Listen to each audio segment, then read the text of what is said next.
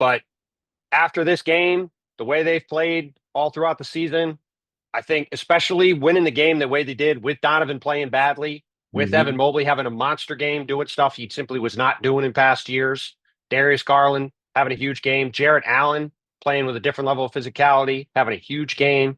Like they are clearly an inner circle title contender and have to be treated that way. And the doubts have been understandable about them. There's always doubts about teams that haven't broken through yet. But the way this season has gone, like they have to be considered a real threat. And like that performance last night in a huge spot where, frankly, I think there was a lot more pressure on them than the Thunder, who I think are seen already as that kind of a team and just came off beating the Knicks and Celtics.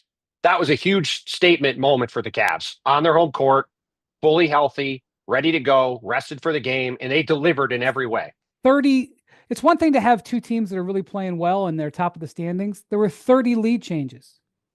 30. 8 ties, 30 lead changes. I don't think either team led by double digits. If they did, it was only for a second. It was just awesome stuff from start to finish. So the third quarter of this game, the Thunder won the third quarter 43-41. And the fourth quarter was enjoyable. And by the way, not a foul fest either.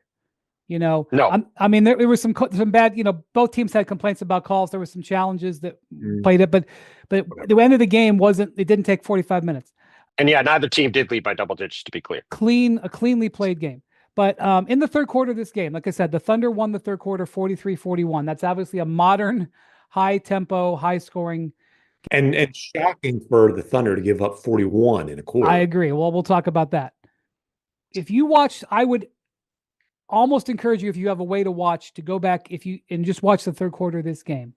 Because the mastery that the two teams displayed in the third quarter, that 12 minutes of the teams working their systems, playing to their strengths, taking advantage of the other team's weakness, every single possession was in its own way kind of impressive. I mean, I think there might have been one or two where, like, you know, J-Dub dribbled the ball off his leg, went out of bounds or whatever. The Cavs made a bad pass, but high-level competition, you know, the Cavs tight passing, tight player movement.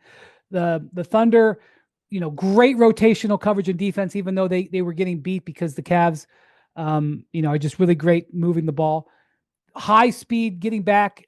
Shai Gilgeous-Alexander getting to the mid-range, creating angles, hitting tough shots with just, you know, he's so good at being able to change the trajectory of his shot, where he can, all the different angles that he can shoot at and still make it. It's extremely impressive.